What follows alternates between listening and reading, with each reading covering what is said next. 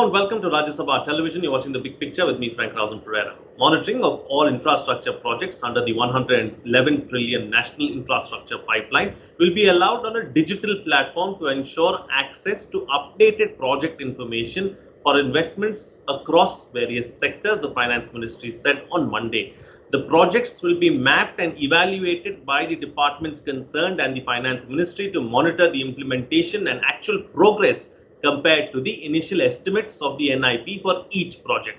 The move assumes significance as increased focus on infrastructure projects will help revive the economy following the COVID-19 crisis. In this edition of The Big Picture, we will analyze the National Infrastructure Pipeline Dashboard. Joining me on the program today are Shailesh Phatak, Co-Chairman, FICCI Committee on Transport Infrastructure, Sushil Chandra Tripathi, former Joint Secretary, Economic Affairs, Ministry of Finance, and K. Badrinath, Senior Journalist. Thank you to all my guests for joining me on this edition of The Big Picture. K. Badrinath, I'd like to begin the program with you first. Let's first try and understand what is the National Infrastructure Pipeline, what is in store, and what are the kind of targets that we need to meet by 2025. Okay, Frank, let me take you all back a few months when the economic survey for this last financial year was, laid before the Parliament sometime in February. Then this, India Infrastructure Pipeline was announced by the Finance Minister Nirmala Sitharaman. And there they had proposed that over the 5 years, about 100 lakh crores worth projects will be implemented across infrastructure areas. And from there, they were supposed to link the India Infrastructure Pipeline with the India Investment Grid, which actually monitors and manages investments across from private sector, public sector, government sector, states, center, across. Whichever is the company, whatever is making the project or whatever investments are being made, the India Investment Grid is supposed to capture all the data. Also, the dashboard that you're talking about right now is supposed to be some kind of a real-time availability of the projects for prospective investors, number one. Number two, also show to the people of this country how many projects are being implemented. And third part is if there is any approval anywhere stuck, that needs to be highlighted and what are the reasons for such as, if there is any issue with any particular project. As per the last data that I have, out of the 11 lakh crores projects that you are talking about, about 39% of them are being implemented either by the government directly, center, or the central public sector companies or autonomous bodies. And equivalent amount of projects are being done by states and state agencies. About 22% of these projects are done by private sector. It could be domestic private sector or foreign investors who have a stake in these projects. Now, the issue here is that there have been about what the website at least says, which is capturing all this data, says is there have been about 70 consultations across the country to zero in on this data, information, update, and then see how this happens further. Now, the issue here is that many a time what we talk about and what really happens on the ground may not be the same. Well, Right. due to the IIP, that is the India Infrastructure Pipeline, you will know what are all the projects that are there, what are being implemented in the next 5 years, and how is it going further, and how economic revival can happen especially post COVID-19, and there's a huge focus seems to be on it, going ahead with large infrastructure projects, both commercial as well as social infrastructure projects. So this Right. seems to be the background for the entire exercise that the government is doing. Earlier, planning commission is to monitor a lot of projects. Now, Hmm. after the planning commission was disbanded and Niti Aayog was brought in, one doesn't know how much of Niti Aayog's involvement is there in this entire exercise. But this is a fairly a large exercise, broad-based, and my guess is, there would be initial hiccups which may have to be sorted out over the next few months. Okay, points taken. Now let me take the points that you're making forward. A couple of points, of course, to take forward. I'll take the issue of whether the recovery is going to come from the infrastructure going forward. That I'll take up a little later on with you, Mr. Tripathi. But Mr. Pathak, from an industry point of view, how is this dashboard really going to help? How is all of this information going to help? Thank you, Frank. We in the private sector would like to know what specific projects are coming up. So just to go back on what Mr. Badri said, yes, the finance minister announced it in the last budget. Yes, she unveiled the NIP, the National Infrastructure Pipeline, on the 31st of December. Yes, she issued the final report in the end of April. It was on the finance ministry website on the 1st of May. I've had a look since then. But despite everyone talking about infrastructure being such a crucial thing for India, I mean, Prime Minister Modi said one of the 5 pillars is infrastructure. Where is the clarity on what is going to happen in the next 12 months? So as far as I'm concerned, the National Infrastructure Pipeline is a 5-year plan for infrastructure projects in India. And how has it been done? It was not done by the Niti Aayog. It was done by the Finance Ministry. Very competent people, Mr. Rajaraman, Additional Secretary, and Mr. Purusharth, the Joint Secretary. They got these inputs from all ministries of the government and all the state governments. Having said that, now we have a total number of 111 lakh crores or 111 trillion rupees, out of which 14.5 trillion was supposed to be in the last financial year and 21.5 trillion is in this financial year. Which are these projects? And now that, it was claimed that all the data is put on the IIG, the India Investment Grid. I actually spent 2 hours looking at the India Investment Grid. And I must tell you, the 2 questions of what to do and how to do, we are not even answering what to do. Because you have a broad number, 35,000 feet view of saying that highways in India will have, let us say, 15 trillion rupees in the next 5 years. Which are the highway projects that are going to come up in the next 12 months? And just to add one thing to what Mr. Badri said, 100% of the infrastructure in India is going to be built by the private sector. 100% of infrastructure is going to be built by private sector contractors. Some of it, Government of India will pay for. Some of it, the governments of states will pay for. And about 22% the private sector will pay for. But 100% of the contracting community is interested in where are the next 12 months of projects. We are a company with projects executed, running successfully in airports, in seaports, in urban water supply and infrastructure, in highways and transmission lines. I am interested as a company, where is the bid going to come before March 2021? And that answer I cannot get from IIG right now. We only hope and pray that within the next 6 months, the IIG data will be obtained from various line ministries and will be put up in an actionable format. Right now, the data on IIG is suitable only for economic analysis and nothing more. Thank you. Okay, we need an actionable format is what Mr. Pathak is suggesting. Let me take the point that I was raising earlier, Mr. Tripathi, with you now. So we've seen an increased focus really on infrastructure projects of late. Is that where the economic recovery is going to come from? See, infrastructure is of critical importance.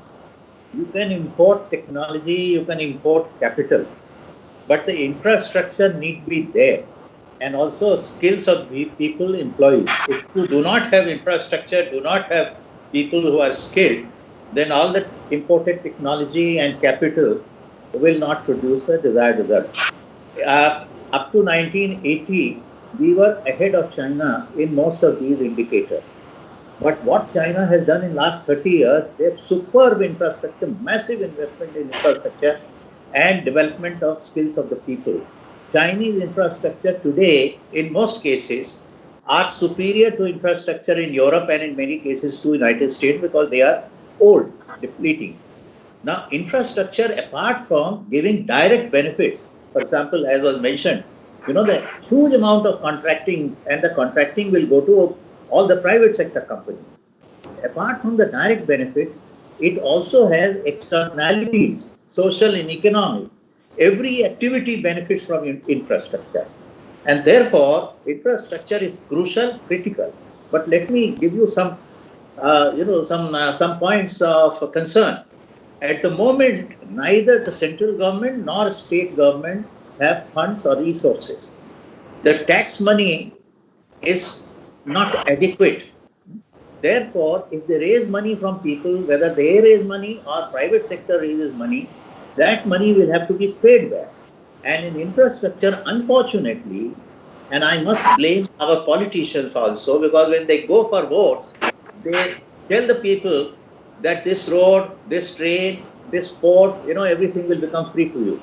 Electricity will become free to you. The water will become free to you. So how do you develop infrastructure with public money, not tax money, if people do not pay for the infrastructure and it cannot be paid back?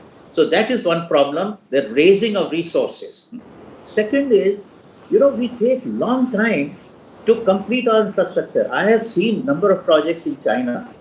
They take 6 months for a major bridge. We take 6 years.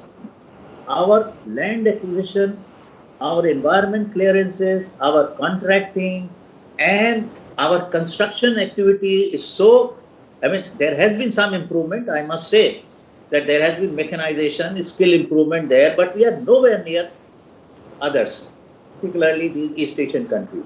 So we have to also consider the time value of money and infrastructure. There is a story about the second bridge which was coming up at Howrah. It took 16 years. Now, if an infrastructure which is needed immediately for in 2 years, and every other country puts up in 2 years, we take 20 years, then look at the, the opportunity loss. So these things have to be seen. And another point is that there was already a Ministry of Program Implementation which was monitoring major infrastructure projects. So whether a new organization is coming up, etc., is not so material. Whatever comes, the departments which are concerned with that activity, they will have to be on board.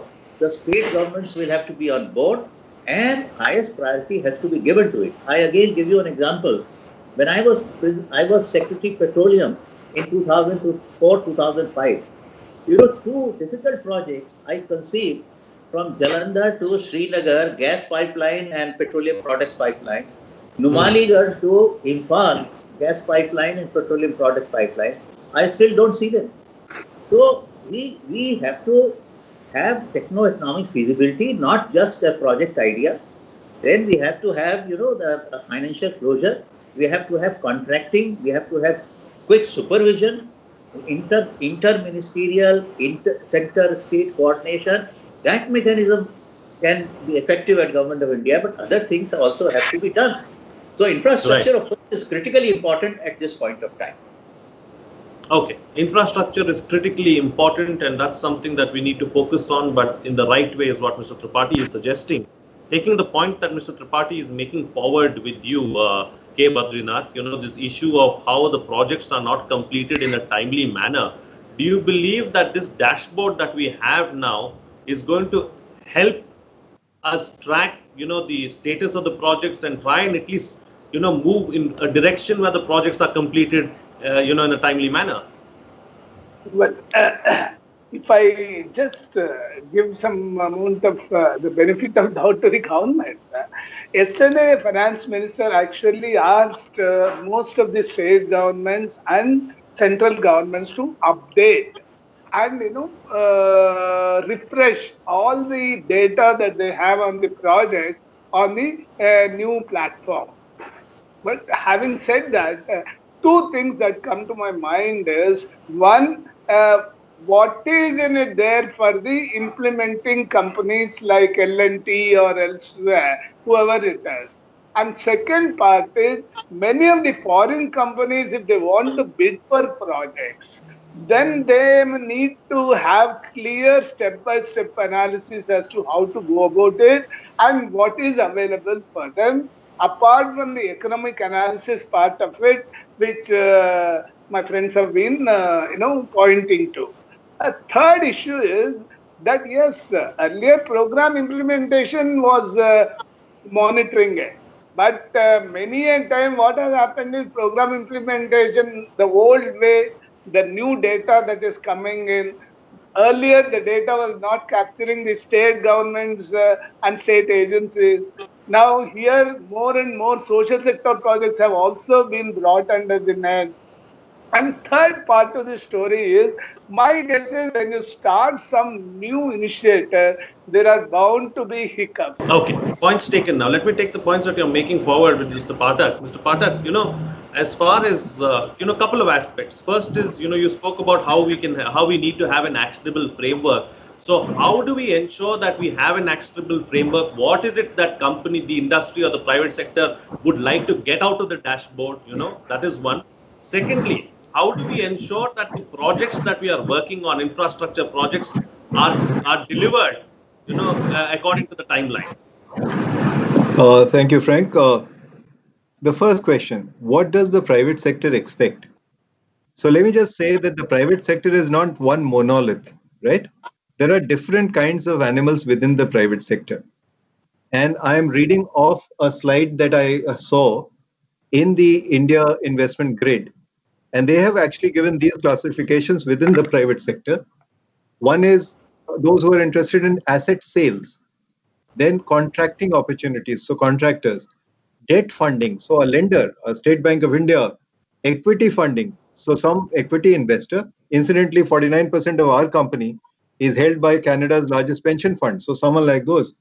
Material and machinery suppliers, so capital goods suppliers, operations and maintenance skilled companies, project-based consultants, project developers, someone like L&T IDPL, my company, and technology partners, and even advisors to all these.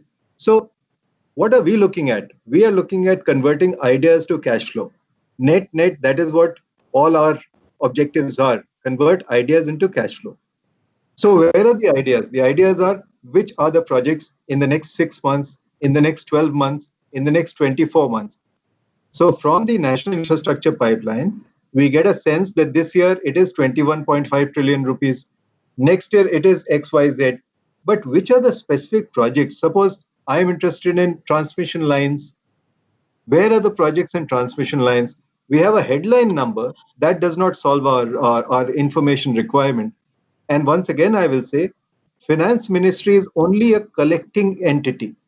Ultimately, it is the Power Ministry and the Power Grid Corporation of India which will tell us which are the next 12 months deals in the power transmission lines. Take, for instance, UP Expressways, Uttar Pradesh. The UP government will fill up the data relating to which are the expressways coming up in UP. And let me say they are the leaders in the entire country on expressway development. So this is what the private sector would love to see. The second part of your question is, how can we do things quicker? And comparisons with China are very different or difficult, I would say, because I don't know if you are the firstborn in your family, Frank. If you are not, you won't have been born in China. So a country that can enforce only one child can enforce infrastructure speedy completion. But there are various stages in infrastructure. One is the design stage, one is the finance stage, one is the bidding stage, and one is the construction stage, and finally the operation stage. And policy cuts through all five. Our sense in the private sector is that the design stage, which is crucial and which is where our northern neighbor has excelled, is not so good in India. And then we run into the financing stage where finance, whether from public sources or private sources, and in the actual construction, the approvals are so difficult. Once you get the approvals, the construction does not take time. Our company builds everything in fact before time, because we get the approvals and then we start construction with complete design. And operations, we are operating, that's not an issue. But the sense that we get is that things that you do wearing such a safety jacket is actual construction. This does not take time. The time is taken by the non-safety jacket related issues, including land access, including environmental approvals, including public interest litigation and court delays. So these are the risks that we have. These are the risks because of which infrastructure gets delayed, implementation gets delayed in India. Thank you. All right. So, Mr. Tripathi, a point that Mr. Pathak is making, let me take that forward with you. And do you believe that we need better coordination really as far as departments within the government and maybe the line ministries also are concerned, if we have to ensure that we need to give infrastructure the right kind of push? Absolutely. All the points made by Mr. Pathak are very valid and relevant. But most of them, they relate to the line ministry.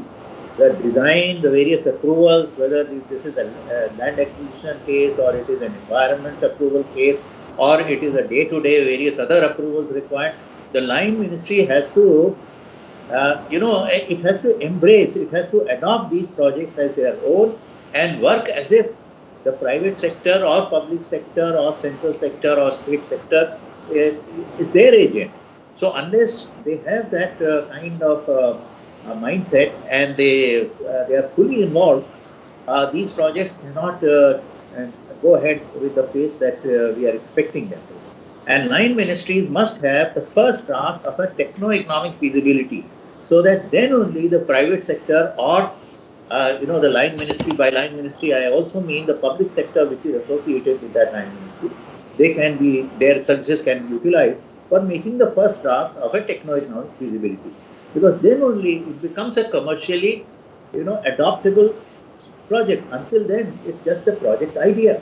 And to develop from project idea to project, other people are busy. They have a number of other things to do. So they may not be taking interest to develop unless they are absolutely sure that they are going to take up this project.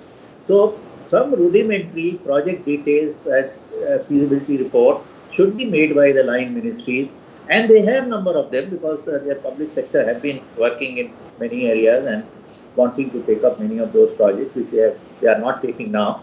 So they can be then advertised and given to private sector, and private sector can take them up. Public sector themselves have large number of projects in their pipeline, but they are all running short of money right now. So they have to also, as has been pointed out, there has to be an advisor, a consultant. And now the corporate bonds and long-term financing is required for projects. Now, long-term financing needs that the insurance companies and provident funds, they come forward. What has been pointed out there is the Canadian fund, etc.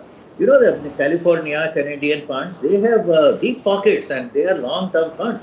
So similarly, now that the provident fund and insurance in India is also getting more and more organized, those insurance companies and provident funds, they should come forward and somebody should do the dovetailing. So State Bank, whether State Bank does or some other specialist organization does.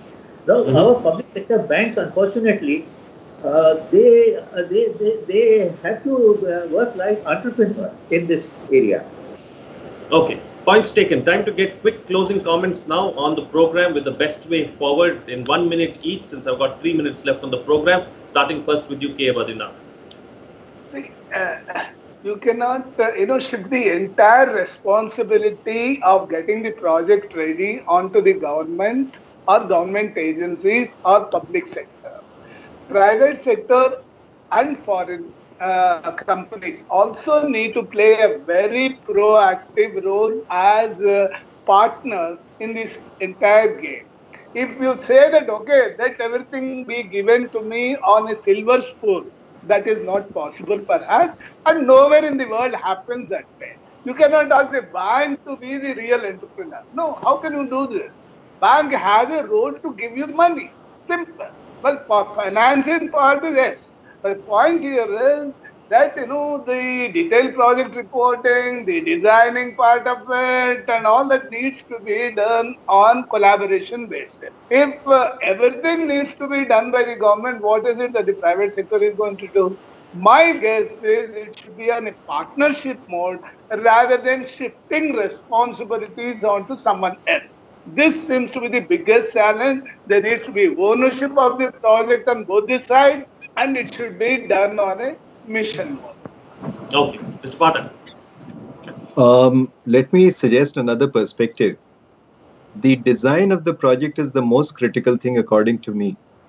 And the old saying is tender in haste and repent in leisure. So the design phase, the government or the public sector unit sponsoring the project is free to use private consultants. But surely the final person who's going to construct is not going to sit with the government and design how the bid is going to be put out, in which case you will have crony capitalism. So let us differentiate between the design of the project and the bidding of the project. Once the successful bidder is there, they will go ahead and construct once you've tied up the financing.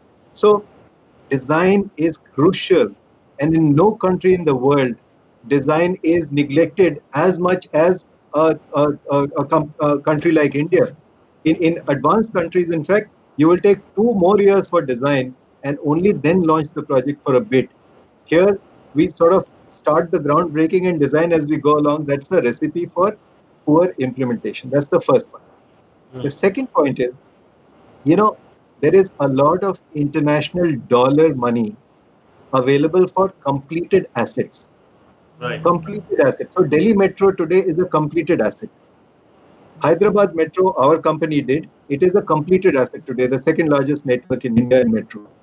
But something like a new metro is not going to be looked at by international dollars.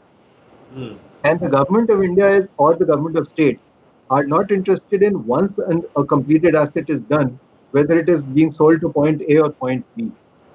It is interested in primary construction. So our recipe is primary construction should be done using Indian rupees.